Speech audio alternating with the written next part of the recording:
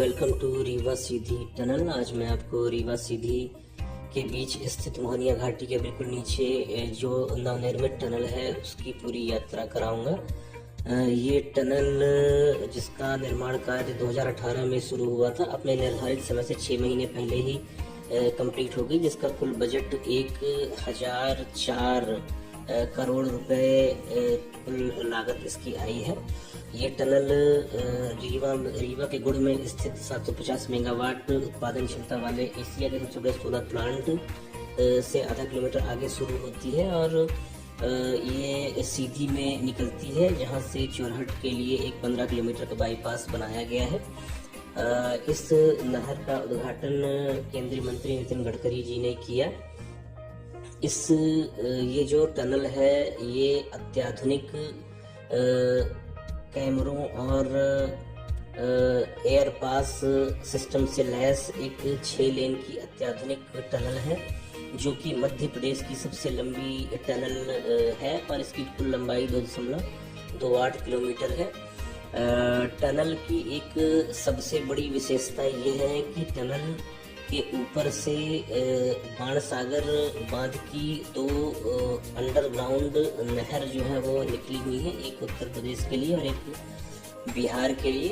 और टनल के बिल्कुल ऊपर मतलब टनल के बिल्कुल ऊपर एक्वाडक्ट यानी अंडरग्राउंड नहर है और उस नहर के ऊपर जो है वो रोड बनी हुई है। यानी ये 3 लेवल की एक अपने आप में देश की अनूठी टनल है।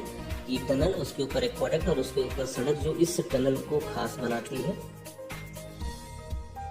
साथ ही साथ इस टनल की कुल लंबाई 2.28 किलोमीटर के बीच में 6 जगह पर अंडरपास दिए गए हैं। वो अंडरपास जो है वो एक डक्ट को दूसरी डक्ट यानी एक ट्यूब जो टनल की है दूसरी ट्यूब से कनेक्ट करते हैं, जिसका उद्देश्य है जरूरत पड़ने पे अगर किसी को लेन चेंज करना है तो वो लेन चेंज कर सकता है अंदर ही अंदर। और दूसरा, अगर किसी भी वजह से वहाँ पे ट्रैफिक का लोड बढ़ता है तो अंदर ही ट्रैफिक को डाइवर्ट करके दूसरी तरफ भेजा जा सकता है, जो इस टनल की एक और बड़ी विशेषता है।